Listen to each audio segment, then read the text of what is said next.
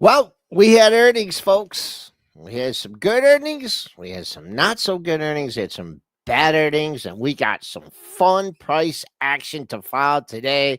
The Googster climbing back near 200. Tesla, Musk not positive. Should you be positive on the stock? We'll talk about rotation in the meme stocks, finding a new one every day. Seem to be kind of short lived. 8:35. Stephen Orr joins us. He says the word frothy, but man, might as well throw that out of your vocabulary because we're going to the moon on pre-market profit. The volatility right now is really incredible. Wow, look at that consolidation on the upper right chart. You know what we've seen this earnings season? Some of these expected moves get even more violent. This is why I have switched my strategy 10 years ago. And if you're chasing, you're in trouble. All right, let's run down some of these commodities and futures. S&Ps up again, up 675, rallying off Google report, just some other good feelings in the markets. The buck up 20 cents, trying to find support here at the recent low of the move. USO up 25 cents, 75.56, kind of consolidating too. Gold down 293, JLD 309 and a quarter, SLV residing in the 35 handle, down 17 cents at 35.52. Consolidation station, you know that term. That's Bitcoin up $1,290, 119,845. Triple D earnings season rolls on here, and good for some, bad for others, really bad for others as well. I mean, the title of the show, Mixed Signals, pretty much talks about everything that I see in the market here this morning. We got some stocks up, we got some stocks down, we had some good earnings, we had some bad earnings, we had some earnings that were in between. So all over the place here. We probably can start with earnings. We can also probably start with, the short squeezes that were just rotating and rotating and rotating around. And now they seem to be petering out.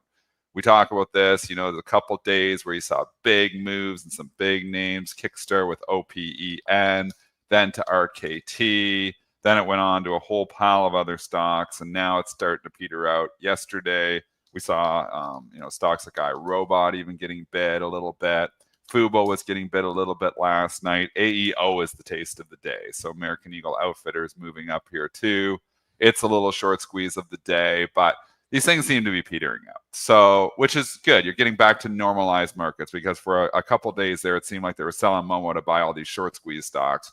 And at this point in time, you're starting to see the Momo trade come back. So rotation station, you can thank Google for the little bit of AI rally here this morning, and maybe that's a logical place to start. All right, let's go to the Googster. I thought it was a little bit of a high bar, but it actually, the stock is a value stock, as Dennis mentioned. Google, they reported, and I put the wrong symbol in here. Okay. Googster reports Q2. Sorry, I didn't have that pulled up. They beat 231 versus 216. Sales beat 96.428 versus 93.71. Talked about boosting R&D, CapEx, raise outlook to strong and growing cloud demand. That's given a boost to some of the chip stocks, especially Broadcom, one of their major suppliers here. Goog, trucking right along, still under the expected move of $11. I mean, this is probably the biggest headline from the Google report. So yes, Google itself is moving. You got some resistance, obviously, at the psychological level of 200 here. But really what is moving off of here is Broadcom, because they're raising their AI spend from $75 billion to $85 billion. AVGO is a huge customer of Google here. And that stock started ripping right away. So it's up $6 in the report. And then it spilled over into NVIDIA and AMD. And AMD, Lisa Su, what was she saying? Talking about 500 bill, or what's she talking about there? 500 bill, 500 bill in chips. And within the next couple of years to keep up with Musk and to keep up with ChatGPT and Altman. So that's it. I'll just be looking. I wrote here gap fill for you folks here. That's what you're looking at for Google. the psychological 200 level Dennis mentioned, just to air here until you get into that gap fill. So keep an eye. I believe that is just under, it looks like 210 here for the gap fill in Google. Broadcom moving off this as I well. like the writing too. Yeah, it's Does gonna that go take. away? Now you go to the next chart. It goes away? Or do you have to erase it? Well, I gotta get the icons back. Clear screen. Look at that. Boom. Clear There you go. screen. I'm Okay, more free. writing. I love writing on the screen. Yeah, it's gonna Go into take this old. Broadcom and do lots of writing. It's gonna take this old man a while to figure out how to do it. You Yeah, know, you keep. you know what? I always give you hell for the charts, but you know, when you're not here and I'm trying to talk live and do the charts, it's hard multitasking. Like on CNBC, they got other people working this half the time. You know, like Scott Redler does it awesome. Like he's really good at it. He does his own, like he's the master, like of drawing on the charts and being able to talk and not lose your train of thought. But it's always difficult, like when you have to do two things. Okay, well, let's find the level. We're going to draw this, figure this out. So yeah, so it'll take you a little bit, but you'll get it. We trust this old man. Actually, shout out to Tony Pollock of Real Life Trading, because I was talking to him about TradeStation, trying to figure that out and everything. A little complicated, and this is a plug. It's called Epic Pen, and it's free. I got the free version, so That's just what we like. We like the free version, seeing as how we don't really have a hell of a lot of revenue. right. Broadcom got a pop here in the pre-market. Actually was an after hours print, and we'll keep an eye on that. I believe that was a new all-time high with that after hours print of 295.39. That eclipses the former all-time high 290.50. So keep that 290.54, folks. Just keep that in mind. Psychological level, people are settling in here. And as you mentioned, AMD, Lisa Su, $500 billion worth of chips needed in demand. That snuck over 161 a couple times. 161.20 is your pre-market high. That is a no. High of the 161.96. Love AMD. Continue to love AMD. Continue to own NVIDIA here as well. But I just think this is going to be the big catch-up trade coming in the next year or two, that AMD becomes the clear number two. I think Lisa Su is finally finding her way. I think retail's finally figured it out. I think people have finally figured out. That's why the dips on this stock are very muted. So I do believe, I want to buy more AMD. I've been buying it, for a year and a half. And obviously I did pick the bottom on some of them. I was a scalp and I got out too fast because it gave me 21% one day, the Trumpster there, and I couldn't help but take that. But I've had a core position AMD for a year and a half. I was a year early on this trade. It was my acronym for last year. But you know what? The cool thing about investing is when you don't do it with options, but you just do it straight up, you can wait. When you're not on margin, you can wait. You don't have to get the timing perfect with investing. With trading, you absolutely have to. You've got to get the timing right. But with investing, you can be early and end up being right. So on AMD, I started buying this at 91. It went to 210. I thought, well, I was right, and I definitely was right. But, I held it all the way back down for the most part. And, then I rebought some more. And I rebought more again at 140. I think my average cost basis is probably around like 115 or 120 now because I bought it multiple times. But that's the cool thing about long-term investing is if you don't use options and, you don't use margin, you can wait forever if you think the story is going to be right. And that's where I'm at. I think 5 years from now, AMD is a hell of a lot higher than 160. Now you've had a conviction. If you had the triple D conviction buy, I mean, you're a CFA, right? Triple D conviction buy list. That's been the one putting stock in it. So we did a good report. Let's do a bad report. In a different tone coming out of Elon Musk. Q2 40 versus 42. Slight miss on sales, 22.5 versus 22.79. It's a different tone, Dennis. You expected, the dip. We knew the quarter was going to be low, but Mr. Musk was going to come out and say, everyone's going to have a robo-taxi tomorrow. Everyone's going to have a robot by the end of next week. In a different tone coming out of Mr. Musk. Yeah, so Tesla reports, and the earnings themselves were not good. We expected them to be not good, and they were not good. So did we give the actual numbers? I don't know if we did give the actual Yeah, numbers. So 40 versus 42, 22.5 yeah, versus 22.79. yeah.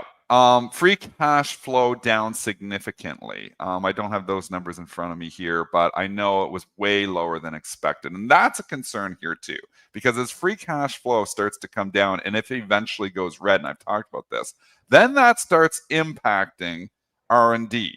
Right now, it's not impacted. They have a huge cash hoard. They're good for a while here. But I mean, if they don't turn this story around soon, there's issues here. I'm still long Tesla in the long-term account. I still think, eventually demand is going to return. But Musk on the quarter. So stock was holding up. Stock traded up, traded down, was kind of just hanging out, waiting for Musk because everybody knew he's going to try to talk the stock up. And he did try to talk the stock up with, robo-taxi saying that, we're going to try to get to half the US by the end of the year. There's no way he's getting to half the US by the end of the year. Like, there's zero chance he's getting to halfway to the US by the end of the year. There's huge regulatory hurdles, such as spitball and stuff out there. Gene Munster even said that. No chance is what he said on CNBC. So that was the only thing really like pump in the stock he did a little bit. But then he says it's going to be a rough few quarters. They don't like hearing a rough few quarters. And the stock started tanking right on that commentary there. Intern was in our STN room live, and he said this thing's going to 300. I was like, I don't think it's going to 300. This is when it was 328. And I'm like, I don't think it's doing that.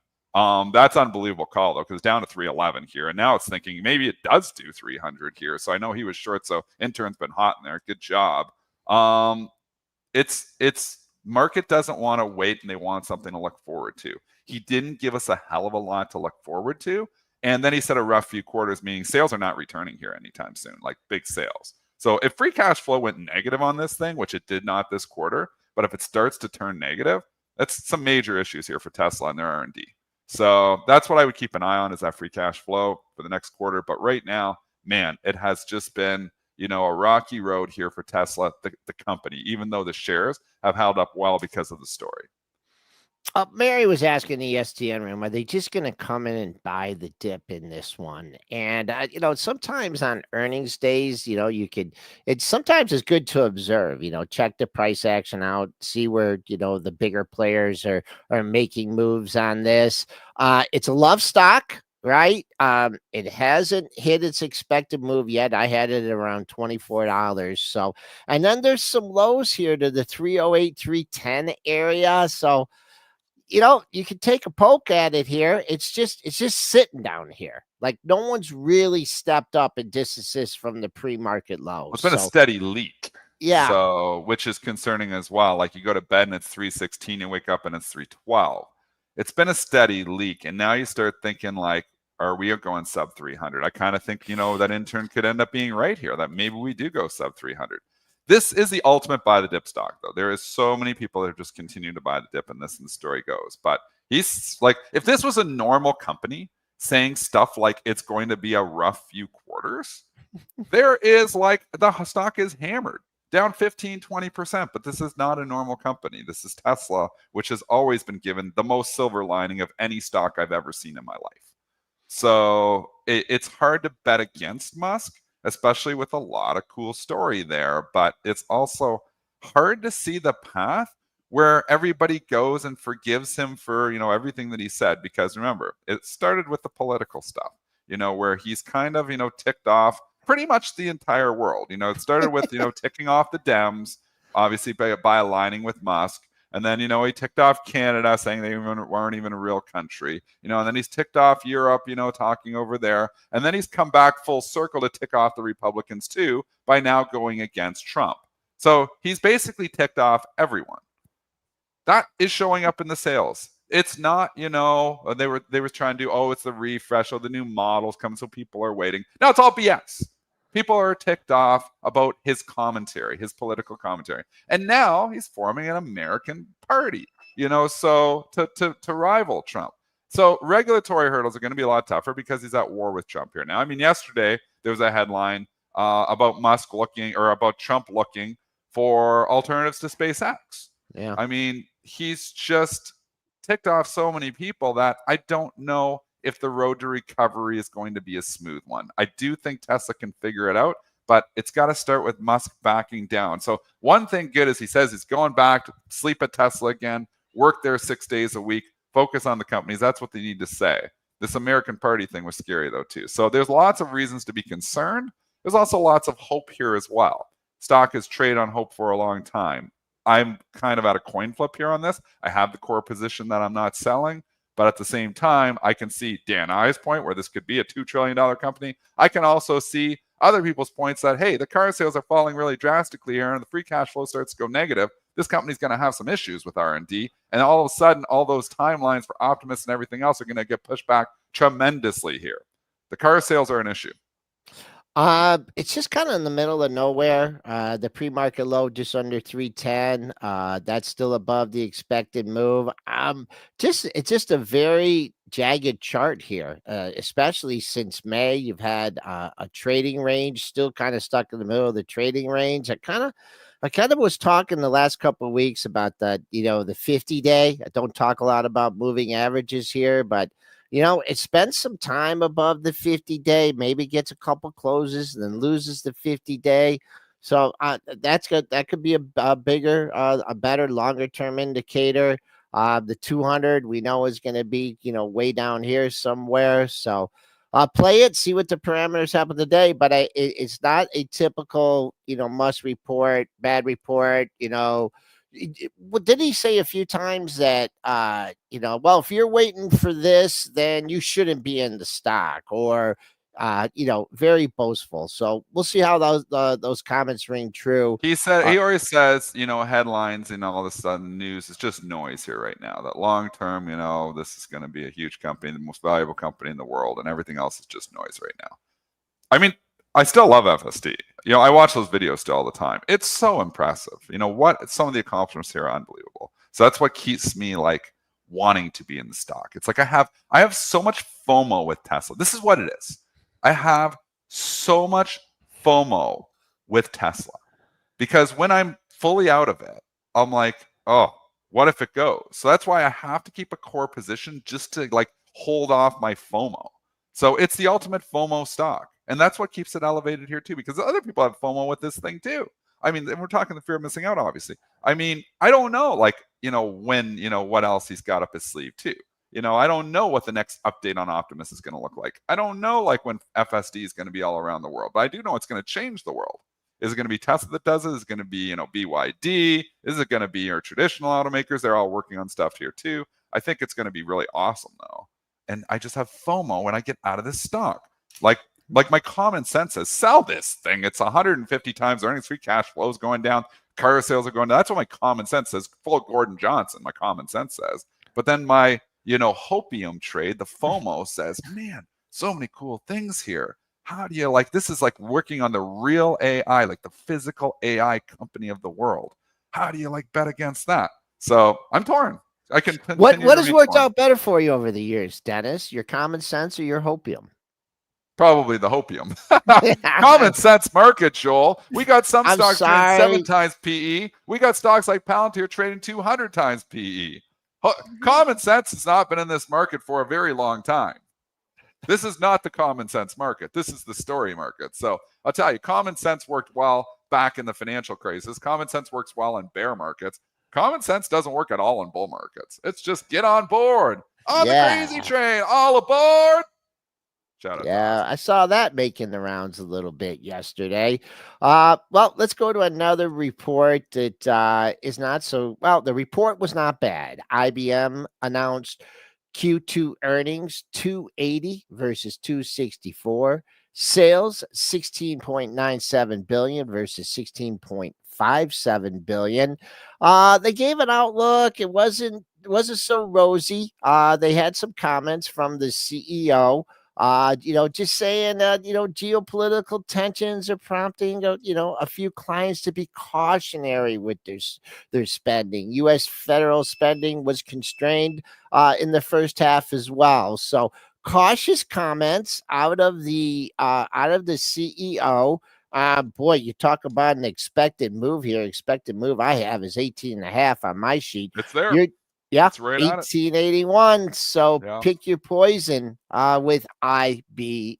We're at the expected move. And and I do think, there's a potential for IBM to bounce. It takes a day or two usually for these things, but this has not shown any signs of a bounce here either. Like, it's just kind of been a steady leak. So we're at that expected move right now, and you think this is a logical place to buy. And you had all the support 257 to 260 back from May. You do have a cool AI story here, but when you also think about where IBM was, and now it's finally picked up as an AI company here, but they had Watson going 20 years ago.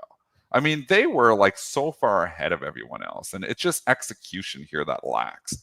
Obviously idea generation is there. They were on stuff, but they've always been, kind of lacking in execution here. They're slow, stodgy, old tech firm.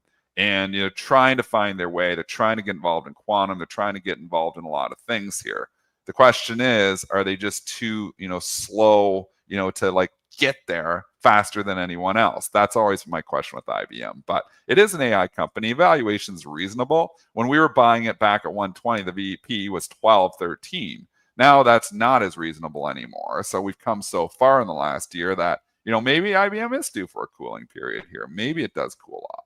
Maybe this is it, or maybe it's just another buy the dip opportunity. The forward P on this is 26 now. So it's doubled. And so really the earnings haven't went up. It's been multiple expansion, in the last year and a half where the company's, seen as an AI company. I think it's an AI company too.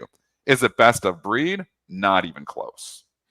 Bradster says the big part of the IBM guidance looked decent, expect sales to continue to grow, and they raised their profit outlook. So the street, finding some negative in here to hit the stock.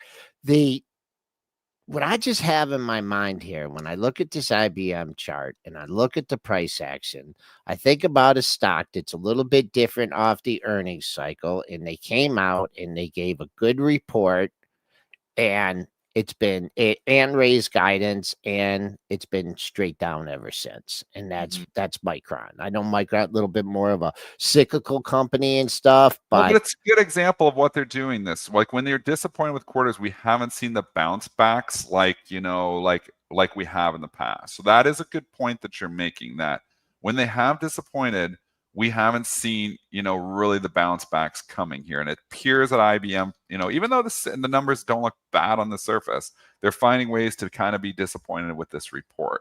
So it's a great point you're making that, last earnings season, it felt like every dip was getting bought no matter what. Like the IBM actually disappointed last quarter too.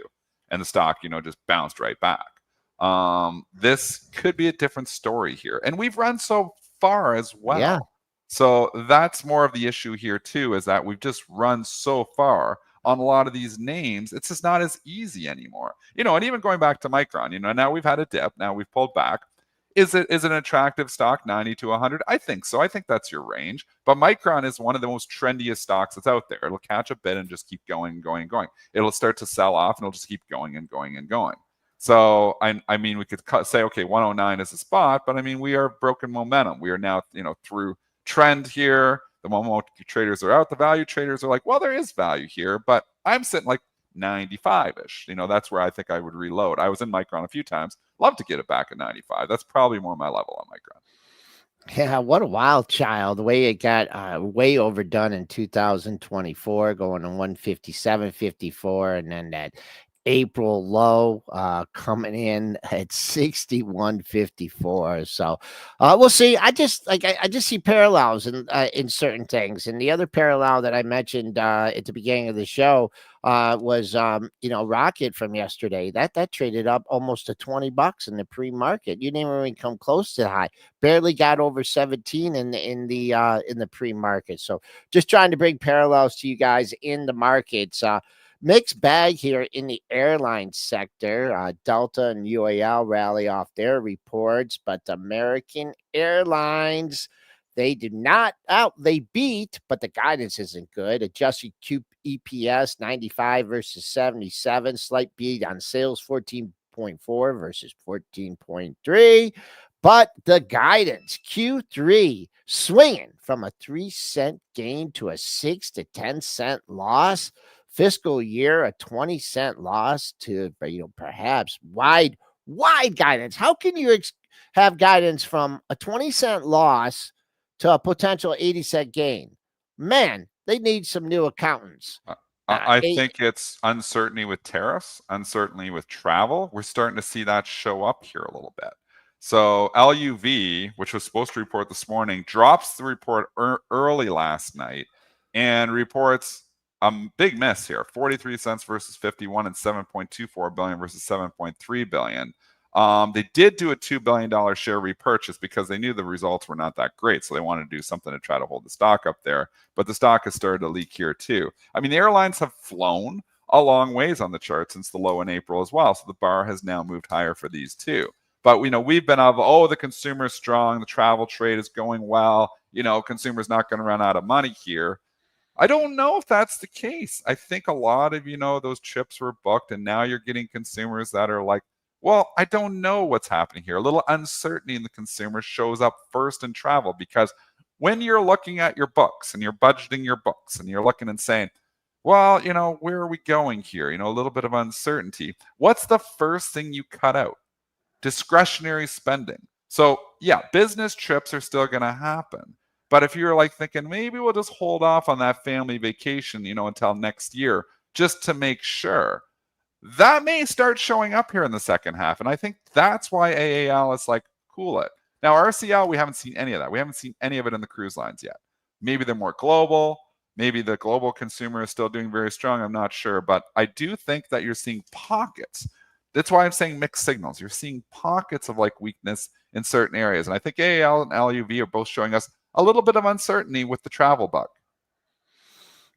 Did you see? I mean, there's so many headlines and there's so many posts about tariff. Did you see the proposal that there's like people traveling to the U.S. from foreign countries that Trump was going to impose like a $250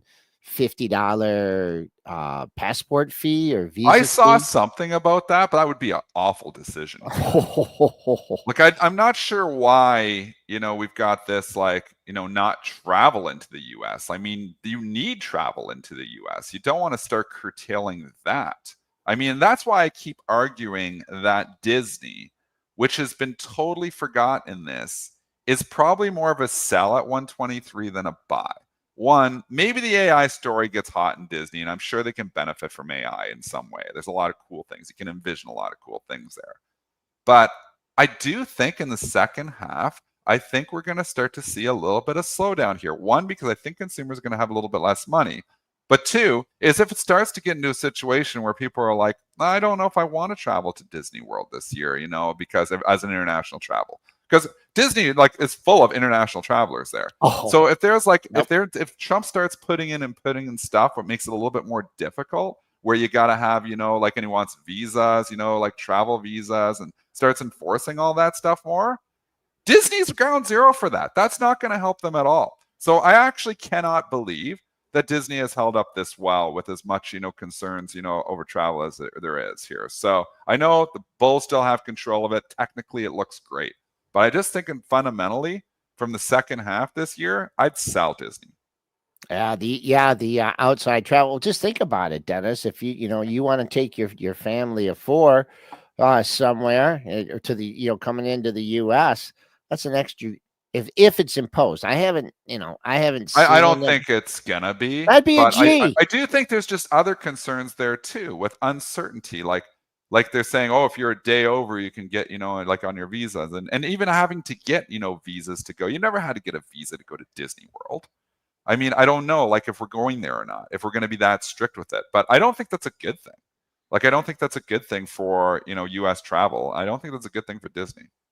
All right. We've talked about a lot of stocks that have not exceeded or are at their expected move. But we have one that is not quite double this expected move yet. That's CMG. And boy, oh boy, they are not liking this report.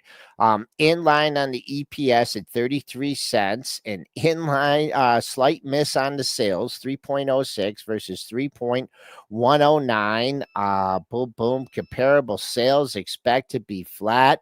You know what? This stock is just never really recovered from Brian Nickel leaving. It is actually below that. Remember, I know that was a long time ago. I know I bring it up all the time. did have, that took it down to $50. It did get a brief pause up to 58 and stuff. But here, is this just another hint that the consumer does not want to pay $14.89 for a burrito? I think it's just the consumer going easy on discretionary spending a little bit. We're seeing it again. Like, I think, think about, like, you're going out for meals all the time. So again, if you're budgeting, and I'm seeing it in Canada especially, like, I know maybe the US is just, more resilient than Canada, but you're not seeing it in, charts because EWC is up at the highs. But you're starting to see people like, friends are like, oh, my job's in jeopardy a little bit, or, and just people just curtailing their spending just a tad, just being a little bit more conservative. That shows up first in restaurants and airlines because it's discretionary. You don't have to go out for dinner. You can stay home and make your meal and save a hell of a lot of money. So I think that's showing up. Brent, you got something breaking? Yeah, UNH tanking right here. An 8K company says they proactively reached out to the Department of Justice after reviewing media reports. The company has now begun complying with formal criminal and civil requests from the Department of Justice. The company has full confidence in its practices and is committed to working cooperatively with the department throughout this process. They are going to be, the media reports they reached out to were related to investigations into certain aspects of the company's participation in the Medicare program. This is the most, unkept secret out there. So obviously Wall Street Journal broke it twice ahead of time. UNH said Wall Street Journal's, and remember, they never denied it. Even when they came out, Brent, we analyzed that in the STN room, that they came out and they said, this is just, reporting. We have not had an official, notice from the DOJ, because it wasn't official, but they still knew it was coming. Yep. So, now, okay, like Wall Street Journal looks a hell of a lot better than UNH does here right now, because they were trying to pretend to deny, even though they never officially denied it. They didn't officially deny it because we knew it was coming. So, the healthcare sector remains in absolute shambles here. The entire sector, they're all just a mess here. I don't know what turns this whole story around here, but it is just ugly, ugly, ugly. Obviously, it started with CNC last week, and then you go into, Molina Healthcare following, and then we get Humana. UNH, has been in issues here for a while here now, so maybe it actually did start with UNH, so maybe it's gone full circle to go back to UNH. But this entire sector is the worst sector in the market by far right now, and it's hard to call a bottom in it. I know Oscar has been holding up very well, and maybe it continues to hold up because, this stock here obviously is, retail darling, and it just keeps bouncing back on bad news. And I am long Oscar, but these other stocks, I try to be long UNH, and I was like, its technicals are just telling me it's too heavy. It just doesn't want to go up, and it doesn't want to bounce. And it's because this is weighing on it. All this stuff is weighing on it. So let's get it out in the open. Maybe this could be a capitulatory event, maybe not, but I just think trying to call a bottom in UNH has lost a lot of people a lot of money. Yeah, it's swooning here. And the news, and when you talked about exiting in stock, you were like, I just don't know what's coming next. And I kept on saying, well, what are they going to say something? And I guess if you want to take the absolute rosy outlook, which I'm not going to take, is that they did their homework, they did their, they prepared whatever they feel that they're going to be questioned on, and they're ready to present. They took their time lawyering up, paying the lawyers, and they're going to come up with something. But actually, I'm thinking about when we had Jim Tassoni on earlier in the year, and he said, I asked him flat out, like, what sector do you have to stay away from? And he's like, just the healthcare. And that was just with the rumblings with, with Kennedy and everything. And now it's parlaying into these investigations. It is in shambles. Dennis, I don't know how you picked this Oscar out. I don't know how. Well, it's retail. It's just that's also a retail trade. Like, it's been unbelievably resilient. It's been downgraded half a dozen times. Yes. It's trying to rally. And we've been trading it from the long side. I've been long it like every night, just flipping it out because it seems to go up every morning. And then, I put a core position in the long-term portfolio here too, which hasn't been great. It's been leaking, but it's still, as a trade, it's been really good because it seems like it goes down during the day and then up at night, down during the day, up at night. I love those stocks. I'm an overnight trader. Further to that, Joel, just Jay pointing out, Molina Healthcare did report earnings last night here too, and they were bad as well. So this whole sector is just a mess. MOH reported 548 versus 621, 11.42 billion versus 10.9. So sales beat. But then expectations here for 2025, they're looking at $19 in earnings. They were way up at $24.48. It's a huge miss on expectations here. And MOH, which was $300 2 weeks ago, is now $176. And it's just one stock after another after another. The sector is just an absolute disaster. And we don't know what's gonna turn it around. Well, folks, 8:36. We got our guest in the background.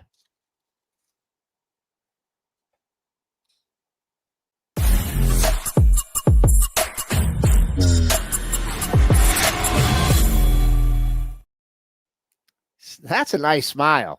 Hey, how are you, man? How are you, Joel? Steven, Big Beat or Quasar Markets. How you doing today, Steven? I am good, man. Listen, I can't be happier with you guys beating up on UNH this morning. I'm gonna buy some now. Are you buy the tipper? Look, I get it, guys. When you're in this market as frothy as it is, right? And technology is off the charts. It's way out of whack. I had this talk the other day on Will Spaces that, look, we can say fundamentals, we can say technicals, we can say all kinds of things. All of it's out of whack, right? And I think you mentioned it earlier that it's all about the meme coins. It's all about what's going on in the Wall Street bet side. Great, wonderful. But they're not the ones that's going to win in this war right now. The people that I said, look, if you're looking for a sector that's been beaten up the most, where is it? And it's healthcare, right? I mean, that's just it's as honest as it can be. It's healthcare. So what do I like to buy when things are beaten up? I don't like to buy things at the high. I like to buy things when they're low. Now, I'm not going to go catch this knife with UNH, but I'm going to start dipping my toe in it. Because why? Because people aren't getting younger. They're getting older and they need insurance. It's by law, they have to have insurance. And let me, if you want to look at it from a political standpoint, you don't think the DOJ has a lot in their hands right now? I mean, with Epstein, they're looking for things to look over here, not over here, right? So the DOJ has a job to do, right, which is to go after that Medicare fraud. But in this case, it could be that they've already started cleaning up the process, right? But UNH has had some serious problems. I mean, so much so that it's made one guy mad enough to go shoot another person, right? The CEO. So that's a problem. So, there is an underlying issue. I had an issue myself with my insurance. I hadn't used insurance in years for no reason because I was healthy. And, I'm still healthy. I go to get a checkup. Everything's fine. I come get a bill. I'm like, wait a minute. I've been using this insurance forever, and I'm a healthy guy. What's going to happen to these people that aren't healthy, right? It's terrible. So I understand the frustration with these healthcare issues, right? Centena being another one too, and But if I was looking at it from the perspective of a Warren Buffett, what does Warren Buffett do? He buys Geico. He is not stupid. He knows those premiums are coming in. He knows those money's coming in, but you got to clean up the issues, right? Now, I had a guest on my show the other day, and he said, look, this almost reeks of Enron level. And I'm like, whoa, okay, that's a different situation, right? Because now you've got not just fraud, but you've got perpetual fraud. It is fraud that's been put on top of fraud. Right. So that's a problem, right? And so I think they'll clean that up because why? It is too big to fail. I mean, there's millions of people at UNH, right? And they have a whole ecosystem of hospitals and things like that. So I don't think that's going to happen. I'll tell you, I still said I was long silver, and look at silver now, 39.05. Are you looking technical? I mean, I know you're being a contrarian here. Just what's a contrarian strategy? I mean, are you waiting for that absolute panic low at 248.88? Are you scaling in? You're waiting it out. You taking, buying a piece here, going to buy more at 270, 260, 240. How do you approach a stock like this? I mean, technicals are tough when the news comes out. What is the Stephen Orr bag of tricks for buying a dip in a shipwreck? In one word, scale. I mean, if you like it at 246, great. You may never get that, right? If everybody's looking at that certain price where the very bottom is, it could go up below. That could, right? And that, but I scale, right? So if you know how much money you want to put into this as an investment, don't buy 100% of it, right? You buy 10%, and if it flips, excellent, buy more. If it goes up, great, because you own it. But that's my point. I don't think that there could not be a bottom, guys. This is a $600 stock that's now under 300. Like this is like a complete pullback. If you're looking at from a Fibonacci sequence situation technicals, this is a great buy, right? But I don't buy just because of technicals. I buy because of all the stories, because of the news, because of what's really going on. There's a whole theme going on around this, right? And that theme is embedded in the psyche of all of these traders. And so when I see that, there has to be something to change the minds. But once they change their minds, I want to be the ticker taker, right? I want to be the person at the front door already owning those shares. I don't want to be the one catching up to it with FOMO. So I want to scale into it. I would scale at 10% at a pop, but I would not be sleeping on this one, man, because quite frankly, this stock could go to 350, 400. And if the DOJ clears them, this is a 20%. There you go. And one thing to consider here, too, I just want to add to your commentary here, is that this is known information. We all knew that DOJ was investigating them. Like, correct. Even though the company said it wasn't official, we all knew. Wall Street Journal has reported this twice. That's right. So we already knew that this was eventually coming. So it's kind of like the sell-on rumor. Could it be a buy on news? I wouldn't say it's impossible to think about. Now, we do have Molina weighing on the whole sector here, too. So the stock was already trading down because some MOH reported last night. And the sector is in shambles here right now. But, I mean, if you have a 5 to 10-year time horizon, to Big Beat's point, is UNH going away? I highly doubt it. Doubt it. So, I mean, it's all about your time horizon. Maybe as a trader, you're looking elsewhere. But maybe as an investor, some of my best investments have been contrarian. Warren Buffett's best investments have been, sell when there's fear out there. I mean, there's a hell of a lot of fear out there in UNH. So I think if your time horizon's out to 5 to 10 years and you're nibbling in this, I won't argue with you. Yeah. Wow. So I want to take you further. I agree on. I love it, man. I love it. We've known each other a long time. We often agree. Yeah. I want to get your thoughts here on the AI trade, because this is the opposite of the UNH, where there is speculation running rampant, multiples, valuations have got extreme. Can these stocks continue? We've seen NVIDIA double here in the last 3 months. AMD has basically doubled in the last 3 months. AVGO has come up significantly from the lows, not quite a double, but almost a double in the last 3 months.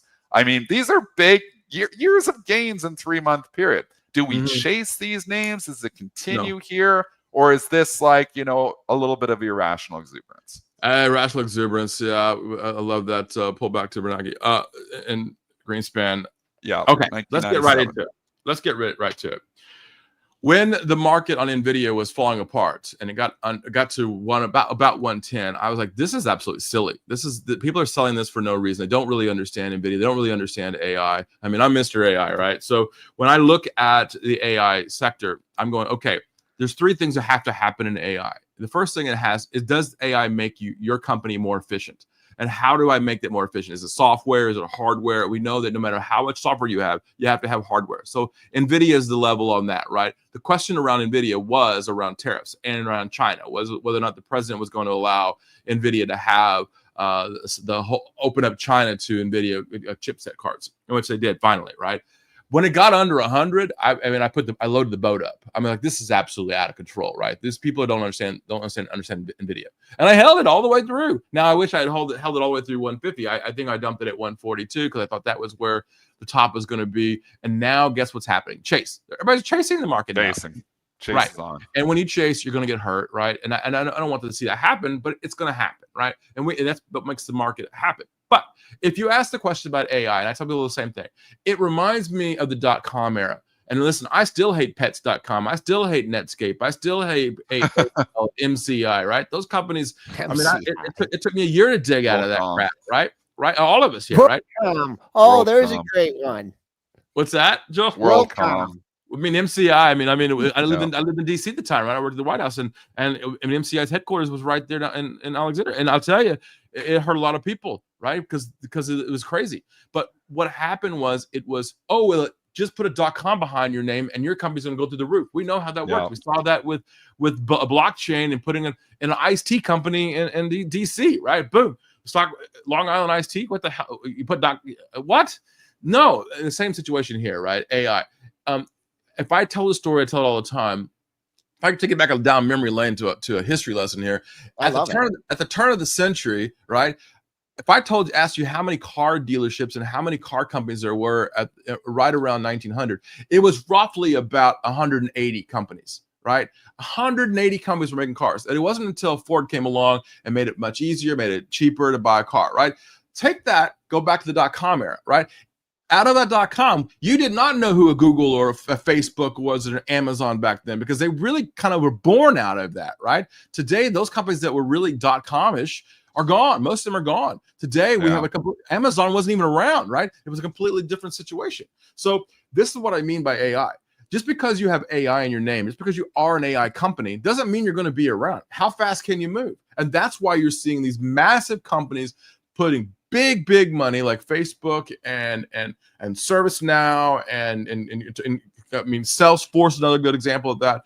Why? Because they have data. Google's another good example of that. I've said all along, Google's the most beat up name in the Mag 7. Why would I be short Google, right? I get it. The search engines are dead. I understand that. I don't have to use Google and I don't know how long, but they have a back end, the Google Cloud, right? It's not about one thing, but the perception of the psychology of a trader right now is a little messed up right now, because they're tracing what they think is the theme of the day. It's AI. When really we could be looking at it from a different perspective. Some people say, okay, well, it's the shovels and the pickaxes and the gold mines that we're looking to buy, which is NVIDIA.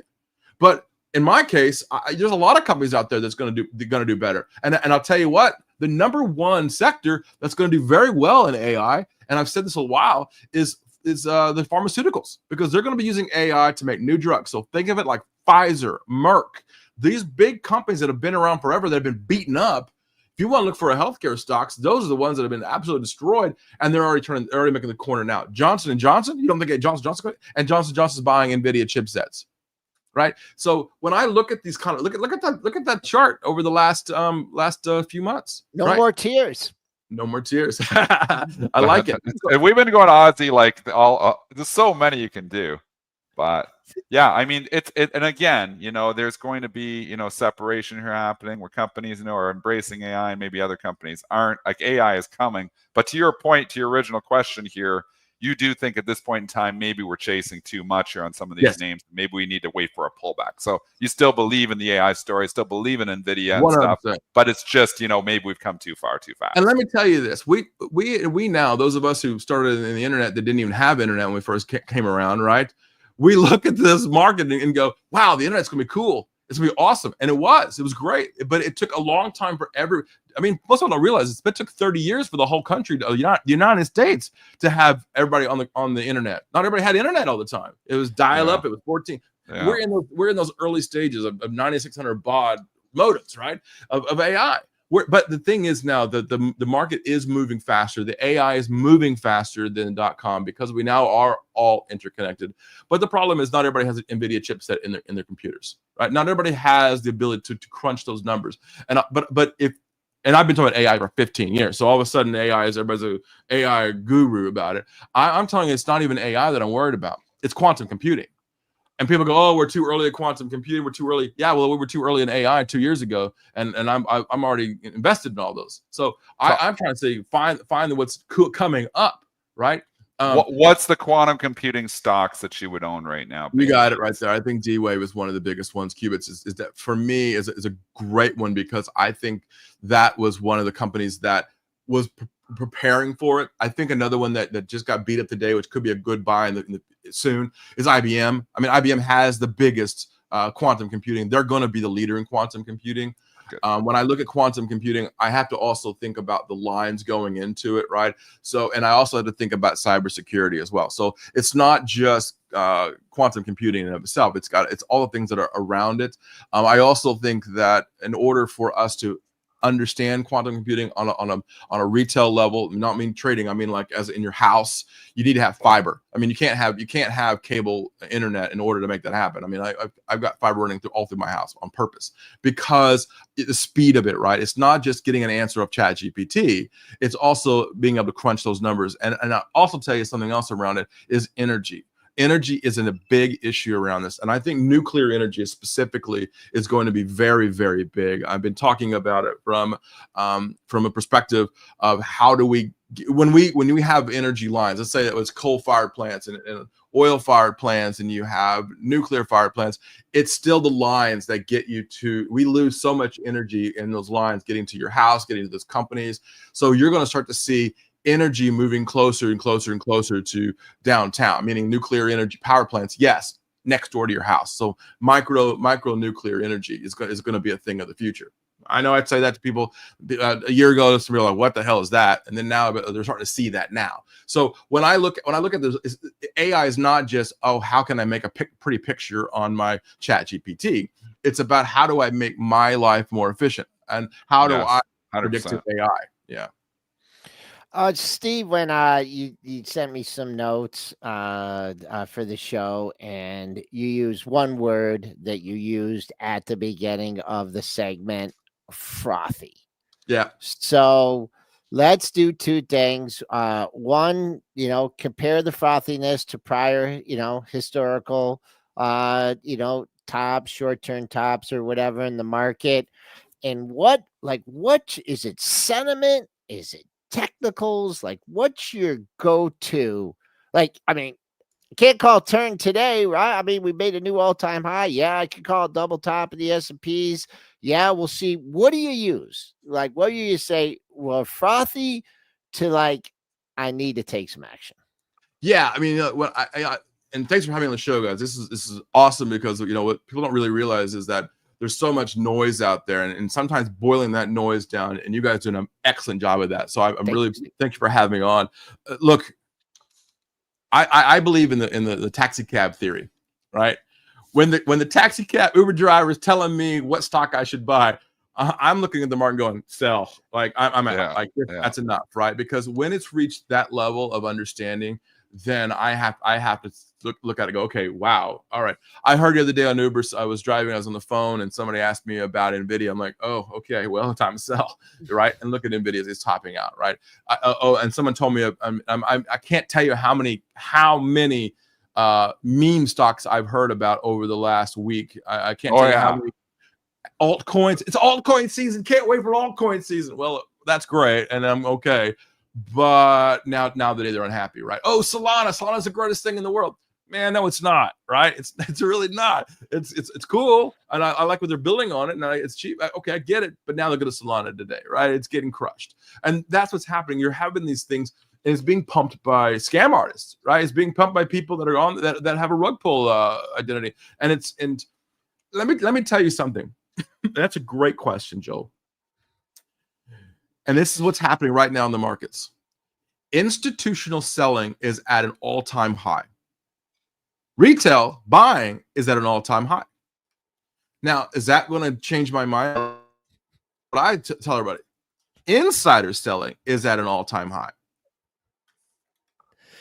All right, Steven, you are giving us a great perspective on the markets. Thanks for joining us on Pre-Market Prep. Quasar Markets, you can all check them out, quasar.com. Steven, fun as always. I lost you guys for a second. But insider selling is happening at the highest rate. So that's what's bothering me right now. You got institutional and insider got more money than the retail does. And I'll leave it at that. All right. Maybe it's Bezos that's making those numbers look really high because he sells billions of dollars every day. Well, I mean, Lawrence Sanchez is not a cheap date. All right. Hey, Brent. Okay, Big Beat. Screen here. Okay, Steven, we'll be dialing you up again soon. Big Beat, you guys know him. Give him a follow. Thanks a lot. Got to have Steven back on, says Richard. Oh yeah, he's great. Dennis, what is going on in the market? We're selling. Oh my gosh. Oh my gosh! It's Big Beat's fault. He said we were due for a pullback here, and now we're getting it. No, we've dropped about 7-8 points since we started the show here. A little bit of retail data coming out, or at 8:30 was jobless claims. Brentster, jobless claims came out at 8:30. which we didn't report. Hello. Yes. The Brent's Was there. a little better than expected. I think the reading was 217 for last week, and 227 was the estimate. So again, a little better than expected. Continuing claims from a couple weeks ago, also a little better than expected. We're also getting a headline here from the Financial Times reporting that 1 billion worth of NVIDIA chips entered China when the curbs were still on. So obviously, you know, they were lightening up the curbs here now, but we're getting that report here that NVIDIA looks like was still shipping some chips to China when they weren't supposed to be shipping chips to China. I don't know if there's going to be any, you know, NVIDIA is still trading up on that, not really moving much, but Financial Times just was breaking that a little while ago. So I just want to add that as well. Dennis, what do you think about stock buybacks? Bank of America buying back. Well, they've been muted for a long time. It seems like this market doesn't seem to care about buybacks. I mean, we've seen this time and time again, especially from the financials, where we had multiple buybacks in the last few weeks after, obviously, we had the stress test and they passed. We had Morgan Stanley with a big buyback. I think Wells Fargo had one. I think Goldman Sachs had one. And muted response to them. Well, Bank of America does a $40 billion buyback last night. Huge. And here you are. It's up 20 cents. They do not give the love to the buybacks, not immediately, but in the long run, it does drive price. You can look at Apple's share price and say, hey, buybacks work, but it's not immediate gratification. And this YOLO market wants something now. Like, give me a special dividend that I get that money now and I can go invest in crypto. I don't want to wait the next 2 years for you guys to slowly buy back your stock. I don't care. It's too slow. I'm moving on. The YOLO market doesn't like buybacks. Okay. All right. Did we hit all of our major news stories here? Well, there's 10,000 companies reported earnings, so we didn't hit all of them, but we did hit most of them here. T-Mobile had a good night. It was trading up substantially here. CSX reported last night.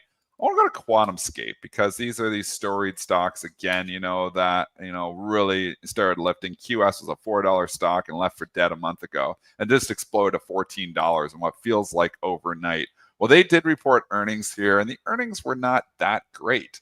They you know, supposed to lose 22 cents, only lost 20 cents. I guess that's a beat. You know, they're talking about, you know, another collaboration that they've got going. They're trying to accelerate, you know, some battery pilot line. They're doing some things over there, which is good news, but maybe just too much too fast. To Big Beat's point is maybe QuantumScape, you know, is the next big thing, or maybe it's also just, you know, been caught up in this retail irrational exuberance, and it's time for a pause. And it's pausing here this morning. The stock's trading down 5%.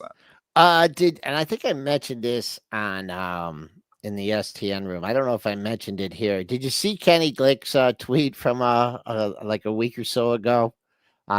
His son, he told his son to buy the Qs. Oh yeah, and he bought QS. Yeah, so he looked into his account. And he had QS, and he said, "I told you about Qs." He goes, "Yeah, Qs, QS," and he doubled his money. It was like the best mistake ever. Buy the Qs, and he bought QS. That is just hilarious. There, yeah. Kenny's always funny. Yep.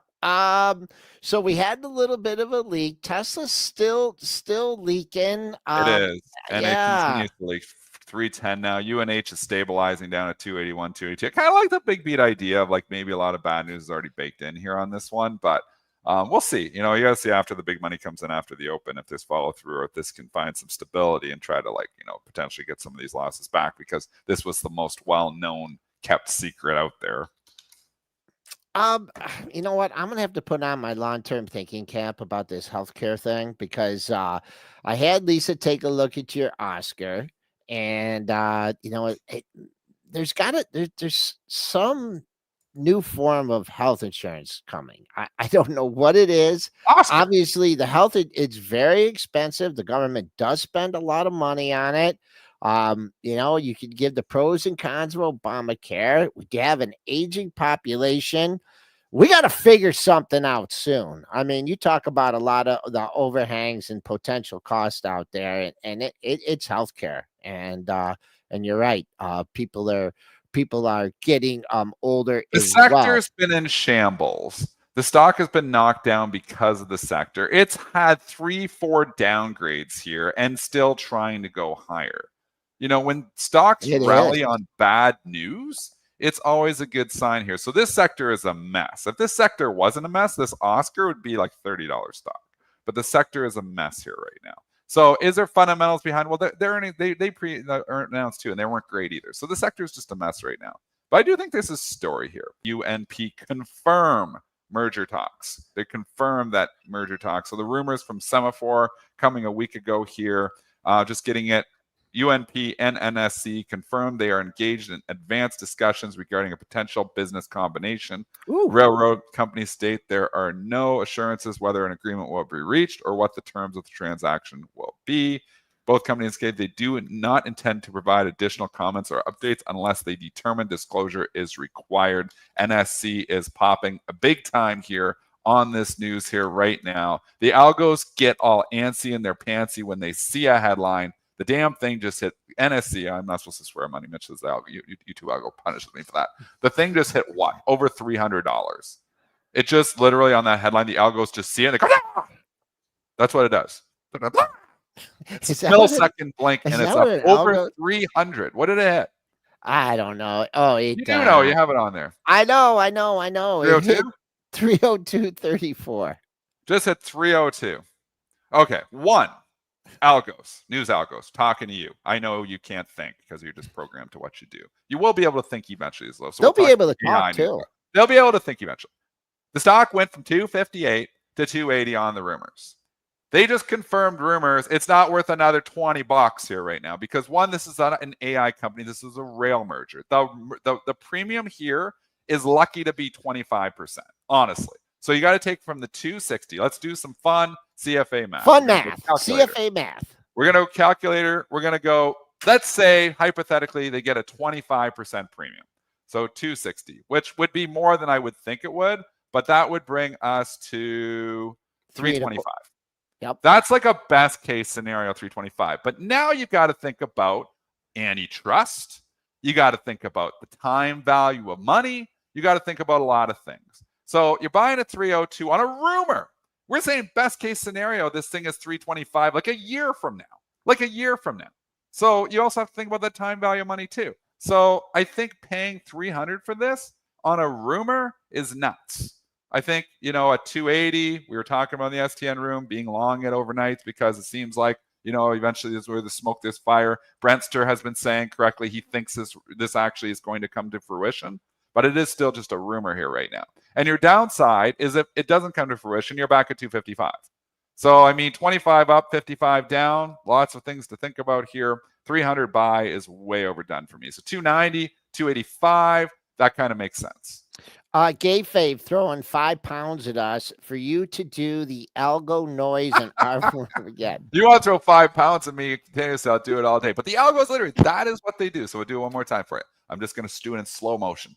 The algos see the headline in milliseconds, and then they go, lift all the office. Oh, that was the slow-mo version. Lift them all. And then it's just up there. And now it's like air, air, air. And it comes back down quickly. And that's where it's at right now. All right, so I don't want to give any indicators that I'm going to be blamed for on Monday, okay? Because you say whenever I'm out for a day that the market tanks, okay? I'm not going to be here tomorrow. So I don't know what's going to happen on Friday. I don't know what's going to happen on Monday. But I don't want to hear it on Monday when if the market's down. It never goes down. But the only thing we want to hear on Monday is that Joel is a swimming Olympic champion. That's what we want to hear on Monday here because Joel is going to be in there in the senior Olympics here. Killing it, Joel. We want to see a lot of bling bling when you come back on Monday here. When is the big race? What day? Friday and Saturday. Friday and Saturday. There's Saturday and Sunday are my main days. Yep. Okay. Yep. Joel, I've got all my money on you because we've seen you in these before and you rock and roll. We'll try.